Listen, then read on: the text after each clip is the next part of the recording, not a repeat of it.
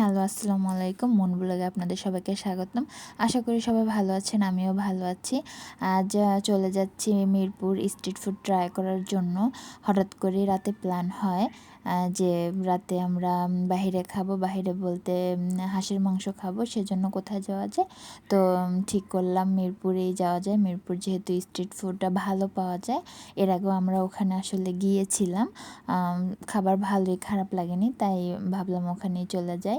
রাত বাজে তখন 11টা। তো আমরা 11টার সময় যাচ্ছি। আমরা অবশ্য প্রায় রাতেই বের হই বাহিরে ঘোরার জন্য। রাতে ঘুরতে কিন্তু ভালোই লাগে। অনেক রাতে রাস্তায় জ্যামও কম থাকে আর ঘুরতেও ভালো লাগে। তো রাস্তাতে জ্যাম কমই ভেবেছিলাম, রাত যেহেতু 11টা বাজে, যে আমরা যেতে যেতে তেমন একটা রাস্তায় জ্যাম থাকবে না, অনেকটাই কমে যাবে। তবে অবশ্য আমাদের এদিকে রাস্তাতে জ্যাম কমই ছিল, কিন্তু মিরপুরে বাইরে ভাই এত জ্যাম। এখন যে রাত 11টা বাজে, কিন্তু মনে হয়নি দেখে যে রাত 11টা বাজে, মনে হয়েছে সন্ধ্যা 7টা। কিন্তু আমাদের এদিকে রাস্তাটা কিন্তু ফাঁকাই ছিল। এটা দেখে ভাবছিলাম যে যেহেতু এদিকে রাস্তা ফাঁকা, ওইদিকেও এরকমই থাকবে। একটু খুশিও হয়েছিলাম মনে মনে যে ফাঁকা থাকলে একটু তাড়াতাড়ি যাওয়া যাবে, বসে থাকতে হবে না, সময় নষ্ট হবে না, যে এই আর কি। তো আসলে যেটা ভেবেছিলাম সেটা হয়নি। দুঃখজনকভাবে ওখানে যাওয়ার পরে অনেকটা সময় জ্যামে বসে থাকতে হয়েছে। যাই হোক, রাস্তাতে বের হলে জ্যাম থাকবে, এটা মাথায় নিয়ে আসলে কোথাও যেতে হলে যেতে হবে।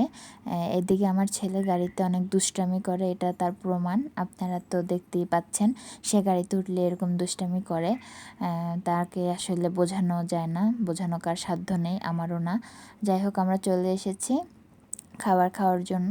যেহেতু আমরা স্ট্রিট ফুড ট্রাই করবো, এটা কিন্তু স্ট্রিট ফুড, রাস্তার পাশেই ছিল, কোনো রেস্টুরেন্টে যায়নি। তো এটা হচ্ছে খাবার। আসলে খাবারটা বেশি ভালো ছিল না, তাই আর ভিডিও নেওয়া হয়নি। আর ওখানে অন্ধকার ছিল, সেজন্য তেমন একটা ভিডিও নিইনি, কারণ ভিডিও ভালো আসতেছিল না। আর হচ্ছে খাবার ট্রাই করার পরে খাবারের মান এতটা খারাপ ছিল, মানে বলে বোঝানো যাবে না। এই জন্য আর তেমন একটা ভিডিও নেওয়া হয়নি, মনটা খারাপ হয়ে গিয়েছে। যাই হোক, সেটাই আমি গাড়িতে বলতেছিলাম যে খাবার ভালো হয়নি, এখন রাস্তায় কোথাও যদি পাওয়া যায় চা খাবো, চা খাওয়ানোর জন্য সেটা বলতেছিলাম। আসলে খাবারটা এত খারাপ হবে বুঝতে পারিনি। এর আগে আমরা গিয়েছিলাম, তখন খাবারটা ভালোই ছিল। যাই হোক, সবসময় এক হয় না। এই হচ্ছে চা খাচ্ছি আমরা। আমার ছেলে আসলে চা খুব পছন্দ করে, ওর জন্য চা খাওয়া যাচ্ছিল না। যাই হোক, আমি চা খেয়ে ওকে চা দিব এটা বলতেছিলাম, তো চা দিচ্ছি। আমাদের বাসায় সবাই চা খুব পছন্দ করে। ও যেহেতু ছোট, ওকে একটু কমই দেই, কিন্তু আসলে এটা ওকে বোঝানো যায় না। ওর জন্য চা খেয়েও কেউ খেতেই পারে না। যাই হোক, ওকে একটু দিয়েছিলাম, যেহেতু এটা কম হয়েছে তাই সে খেয়ে কাপটা ফেলে দিয়েছে।